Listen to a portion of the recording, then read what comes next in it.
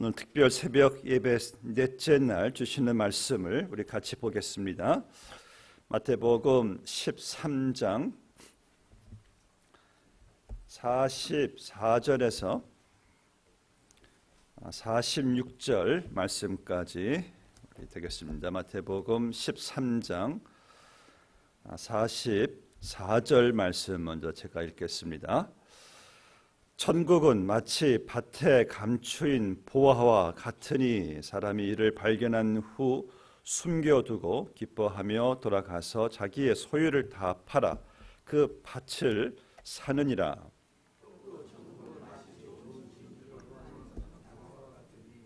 다 같이 읽겠습니다. 극히 값진 진주 하나를 발견하며 가서 자기의 소유를 다 팔아 그 진주를 사느니라.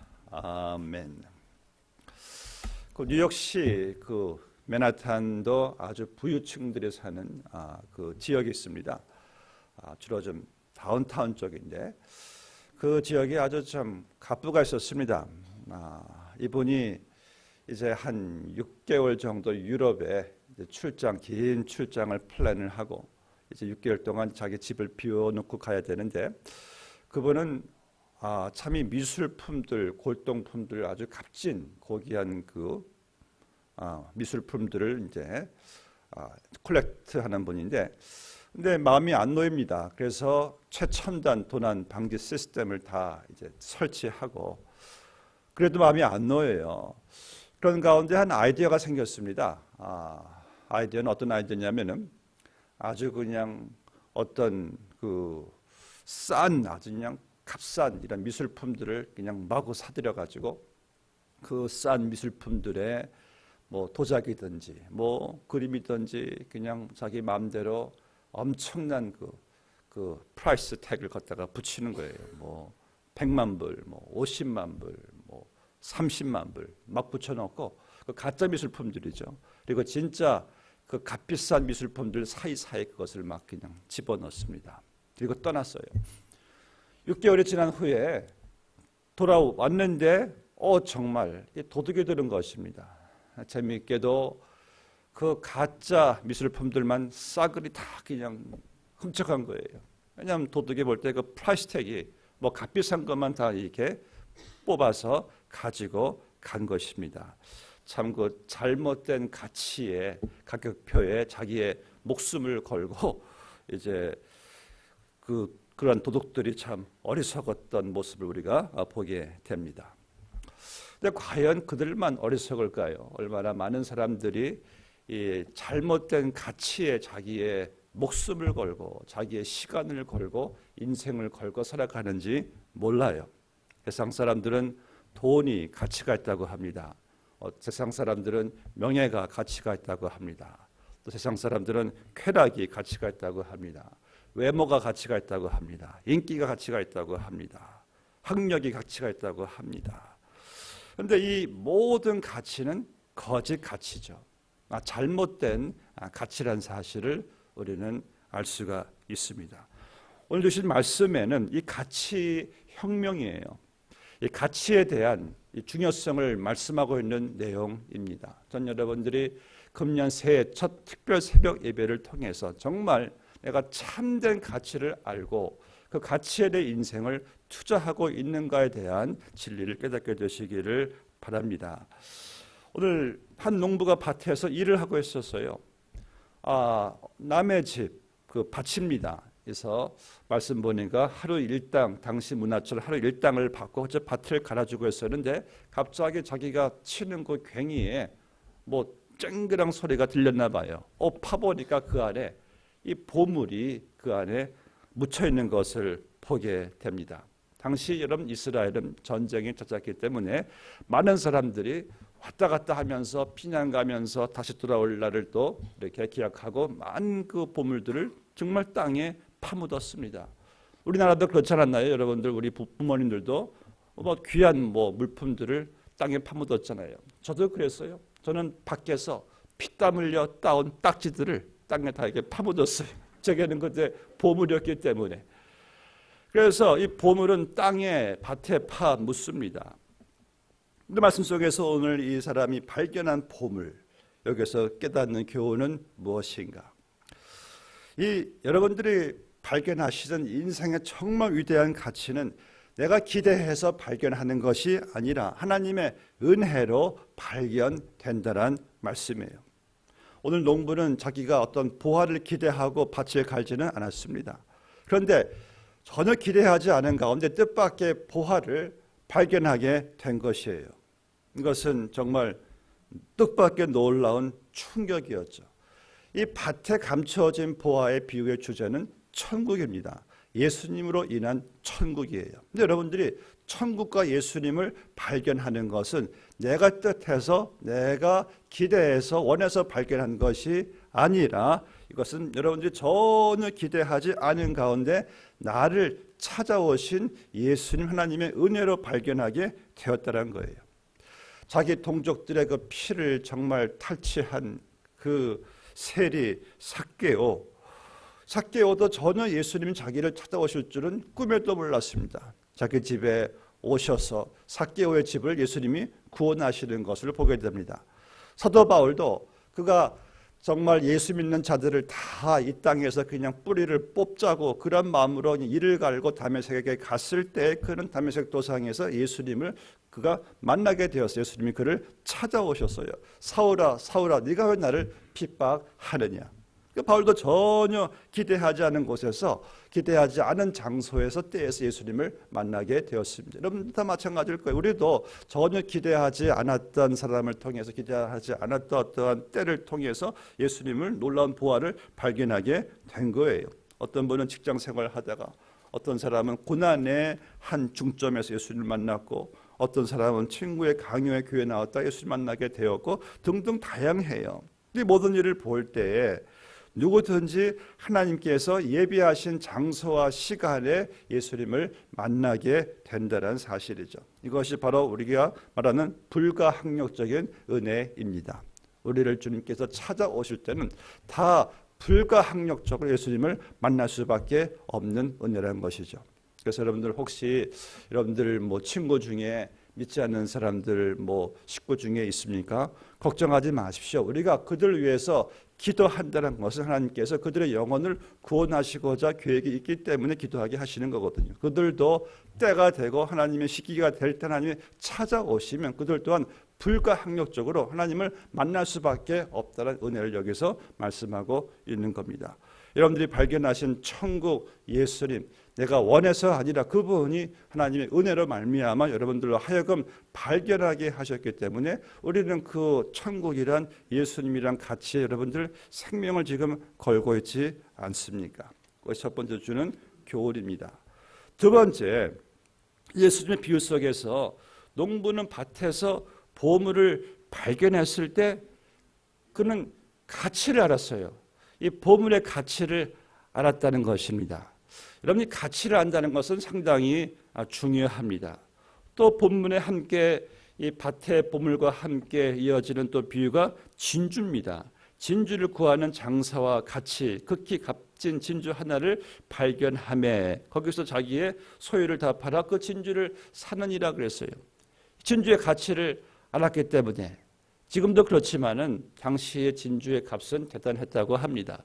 한때 아프리카 진주가 많이 이렇게 발견됐을 때 아프리카 그 주민들이 진주의 가치를 몰랐대요. 그래서 그냥 진주만 빼다 버리고 그 조개 살만 먹었다고 합니다. 그 모습을 본 영국인이 당신이 조개 하나 그 돌 줄 때마다 내가 사탕 하나 주겠다고 하니까 그냥 진주를 수천 개의 사탕과 이렇게 바꿨다는 이 실화 스토리가 있습니다. 그러니까 진주의 가치를 알고 모르는 사람의 큰 차이를 우리가 보게 되죠. 가치가 있는 것을 알면은 의미가 없고 모르면은 그냥 낭비해 버리는 거예요. 그래서 예수님께서 이 비유를 말씀하시는 이유는 무엇입니까? 천국은 이 농부가 발견하고 인식한 보물의 가치처럼 엄청난 가치가 있다는 것을 설명을 해주는 거예요. 엄청난 가치, 천국이라는 가치, 예수님이라는 가치를 보여주는 것입니다. 농부는 최고의 가치를 발견했다면 여러분들이 이 땅에 살아가면서 내 인생 내가 발견한 최고의 가치는 무엇입니까? 정말 내 인생 다 걸어도 다 투자해도 아깝지 않을 이 최고의 가치를 주님께서 보여주시는 거예요. 여러분, 농부가 이 밭에서 보물을 발견했는데 보물의 가치를 몰랐다면은 이게 무슨 의미가 있겠습니까? 그래서 이 농부는 가치를 발견하고 거기에 아주 중요한 결단을 내리게 되는 것을 보게 돼요. 본문의 44절에 보니까 발견한 후 어떻게 했습니까? 자기의 소유를 다 팔아서 그 밭을 사느니라. 자기의 소유를 다 팔았대요. 여러분, 당시 정세나 경제나 확실치 않은 그러한 그 상황 속에서 자기의 소유를 다 팔았다는 것은 이것은 엄청난 이것은 결단입니다. 아니, 자기만이 아니라 자기 식구들까지도 완전히 그냥 굶어 죽일 수 있는 그러한 결단이에요. 근데 농부가 왜 이렇게 자기 소유를 다 팔 정도의 정말 큰 결단을 내렸을까? 그 보화 때문에. 이 발견한 보화를 놓치면 안 되겠으니까 거기에 자기가 다 투자를 하게 된 것이죠. 시카고 대학원의 제미란 미술 여대생이 싫어합니다. 이제 프랑스에서 한 달 정도 미술을 연구하기 위해서 이제 한 5,000불 정도를 가지고 이제 떠났어요. 근데 프랑스 외곽 지역의 한 싼 여인숙 같은 자취방에서 이제 다 방을 또 이렇게 정하고 한 며칠 후에 이제 그 외곽 지역에 지금 둘러보면서 다니고 있는데 한 어떤 상점에서 역시 또 미술품들을 팔고 있었어요. 거기 보니까 한 7개 정도의 그림들이 쭉 똑같은 그림이 이렇게 비슷한 같은 미술 화가가 그린 그림이에요. 그 그림을 딱 보자마자 이 제미의 학생이 이것을 사겠다는 거예요. 얼마입니까? 7개에 3,000불을 달라고 해요. 근데 자기가 지금 여기서 한 달 동안 있으려면은 지금 돈은 비행기표 끊고 나서 한 3,000불 얼마밖에 안 남았는데 그걸 다 투자를 하고 그 그림을 산 거예요. 3,000불을 내고. 그러면은 이제 곧바로 그 그림을 사고 프랑스에 있을 돈이 없으니까 미국으로 갑니다. 왜 그랬을까요? 그 그림에 보면은 밑에 P가 써 있어요. PP. 이 PP는 파블로 피카소의 약자입니다. 이 파블로 피카소가 처음 그림 그릴 때는 지금은 이제 알려진 그림들은 피카소라고 쓰는데 처음 이름이 없을 때는 그저 PP만 썼어요. 근데 그 미술품 판구 주인은 그것을 몰랐어요. 이분은 이 미술을 연구한 사람이니까 알았죠. 3,000불을 투자해서 7개의 그림을 샀는데 그림 하나만 해도 1,000만 불이 넘는 시가의 그림이라고 합니다. 누가 이 재미난 학생을 어리석다라고 말할 수가 있을까요? 3,000불을 어리석게 다 투자해 한 달 동안 있을 그 비용인데 어리석지가 않죠. 참 지혜로운 여인이죠. 투자할 만한 가치가 있으니까. 오늘 본문에서 우리에게 도전하는 것은 무엇입니까? 이러한 보물을 발견할 때 투자할 가치가 능히 있다라는 그런 말씀을 여기서 주님께서 도전하고 있는 것이에요. 감리교 창시자 요한 웨슬리가 이런 말을 했습니다. 무엇에 가치를 부여할 때 가치의 기준은 어디에 있는가? 이것이 영원하냐 아니냐에 둔다라는 말씀이에요. 여러분들이 정말 이것이 가치 있다고 하는 것은 이것이 정말 영원함을 부여하느냐. 그래서 짐 엘리엇이 이런 말했죠. 영원한 것을 얻기 위해 영원할 수 없는 것을 버리는 자는 바보가 아니다. 영원한 것을 얻기 위해서 영원하지 않은 것을 투자하는 자를 누가 바보라고 하겠는가. 그래서 농부는요, 자기가 발견한 보화를 얻기 위해서 자기가 전에 가졌다고 생각한 모든 것을 다 포기하고 다 팔았어요. 왜? 훨씬 더 수백 배, 아니 수천 배 더 가치가 있는 것을 더 얻기 위해서 팔았다는 것이죠. 우리는 그 농부를 바보라고 말하지 않을 것입니다. 그럼 여러분들은 세상 사람들이 볼 때에, 아니 주님께서 보실 때에 우리 역시 바보라고 아닐 정도의 정말 가치 있는 일에, 가치 있는 것에 나는 투자하고 인생을 걸면서 살고 있는지를 한번 생각해 보시기를 바랍니다. 정말 일시적인 것에, 영원하지 않은 것에 더 투자하고 더 그것에 더 매달리고 더 거기에 에너지를 소비하면서 살아가고 있지는 않은지를 또 점검해 보시기를 바랍니다. 본문이 우리에게 도전하는 것은 영원하신 상급이신 천국이신 예수 그리스도에게 우리의 삶을 드리라는 거예요. 다윗은요, 예배를 위해서 한 사람이었습니다. 그 시편을 보면은 27편 4절 말씀은 다시 이렇게 말했어요. 내가 여호와께 청하였던 한 가지 일 곧 그것을 구하리니 곧 나로 내 생전에 여호와의 집에 거하여 여호와의 아름다움을 앙망하며 그 전에서 사모하게 하실 것이라. 다윗은 왕으로서요 정말 모든 것을 다 가진 자였습니다. 재력과 권력과 명예와 그가 다 가졌는데 오늘 다윗이 여기에서 구한 한 가지 최고의 가치는 바로 예배였어요. 예배. 내가 여호와의 성전에서 여호와의 아름다움을 앙망하며 그 전에서 사모하게 하실 것이라. 예배의 최고의 가치를 둔 다윗의 삶은 정말 여러분 가치 있는 삶이 되지 않았습니까? 전 여러분들이 정말 가치 있는 일에 우리의 삶을 변화시킬 수 있는 정말 영원한 우리의 가치를 부여해 줄 이 예배에 여러분들이 목숨을 거시기를 바랍니다. 예배. 그래서 예배란 말이 무엇입니까? worship. worship의 뜻이 뭐예요? worth란 말이죠. 가치란 말이죠. 예배의 가치를 아는 자들은 다른 것은 우리가 포기해도 예배는 포기하지 않는다는 말씀이죠. 예배 가치를 두는 자들은요 삶의 변화가 있습니다. 또 다니엘은요 기도의 가치를 둔 자였어요. 그가 하루 3번 기도하는 것을 알고 그를 질투한 같은 신하들이 왕에게 모함하잖아요. 왕이시여 왕 같은 신이 어디 있겠나이까. 이제 앞으로 얼마 동안 왕 외에 다른 누구에게 기도하는 자는 왕이시여 사자굴에 집어넣음이 어떠하십니까? 왕이 흔쾌히 승낙을 해요. 다니엘이 그 사실을 알았어요. 기도만 하면은 그런지 사자굴에 던져집니다. 그런데 다니엘서 6장 10절을 보니까 다니엘이 왕의 그 선포를 듣고 나서 그가 예전에 하던 대로 하루 3번 예루살렘을 향한 창문을 열고 기도했다라고 말씀하고 있습니다. 그는 기도가 무엇보다도 부활한 가치를 알고 있었어요. 기도에 자기의 목숨을 건 것을 보게 됩니다. 우리는 그러한 다니엘의 삶의 결과가 어떠함을 너무나 잘 알고 있습니다. 어느 대학 총장이요, 이제 병원에서 죽게 되었어요. 의사가 그 총장에게 30분 정도밖에 시간이 남지 않았음을 그에게 말을 해줍니다. 그렇다면은 어느 사람 같으면은 하고 싶은 것이 얼마나 많겠어요. 식구들에게, 친구들에게 알리고 싶고, 근데 이분은 다 아무것도 하지 않고 그분들에게 잠깐 저에게 이 병실에 혼자 있을 수 있는 시간을 좀 주시겠습니까? 다 나가줬어요.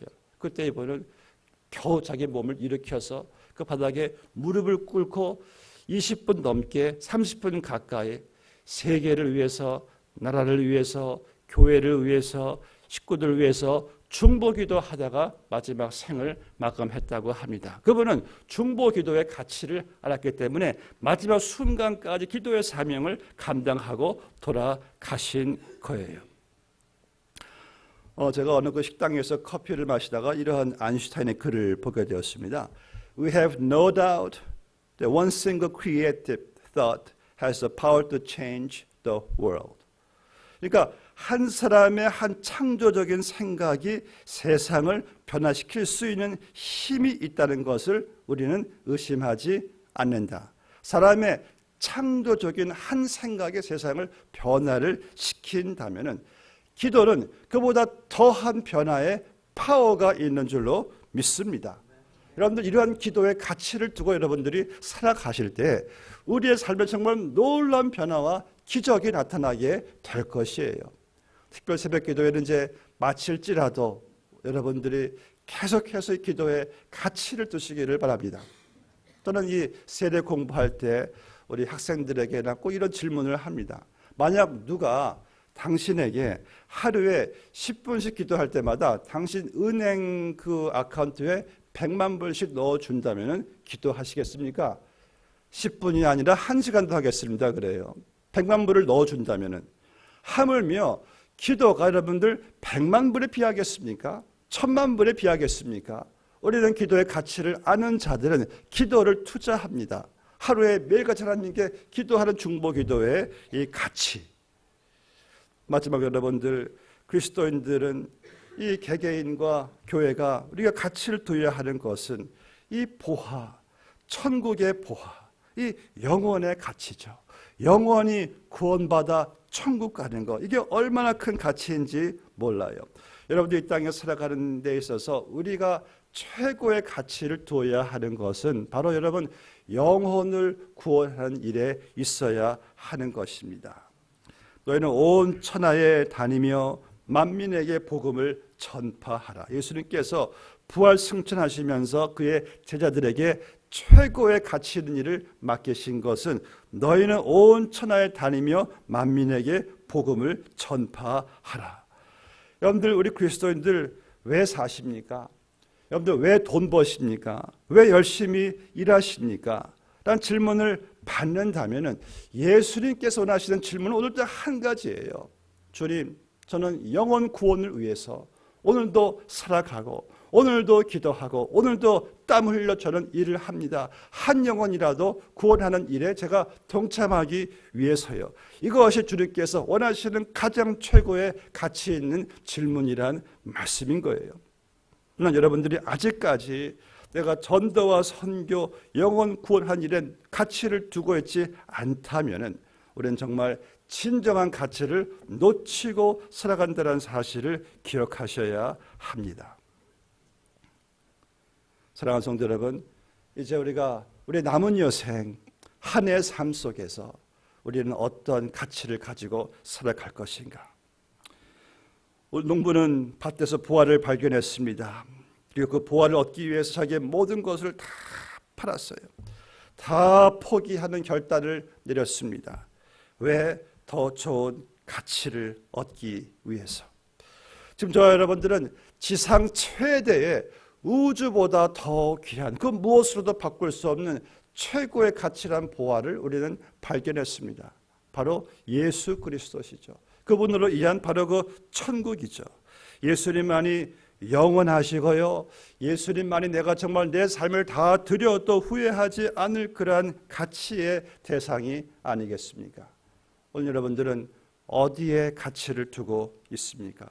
혹시 예수님보다 다른 것에, 일시적인 것에 가치를 두고 있지 않습니까? 혹시 영원한 영적인 가치보다도 아주 잠깐 지나가는 육적인 것에 가치를 두면서 그 비중이 너무나 차이가 나고 있지는 않습니까? 그 가치가요, 바뀌어지지 않으면은요, 우리의 삶에 변화가 없어요.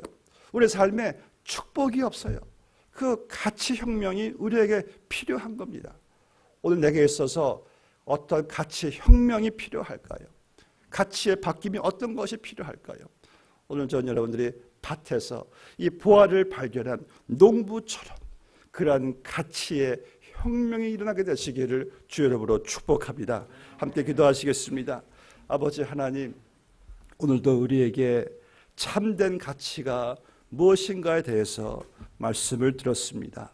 금년 한 해에 주님 저희들이 살아갈 때에 일시적인 영원하지 않은 것에 더 가치를 두어 거기에 많은 에너지와 시간과 땀과 수고를 빼앗기기보다 주님 정말 영원한 예수 그리스도 천국, 영적인 예배, 기도, 영혼 구원하는 주님 기뻐하시는 정말 나에게 영원한 상급을 부여할 수 있는 가치에 더 우리의 삶의 비중을 두고 살아갈 수 있는 우리 모두가 다 되게 하여 주시옵소서.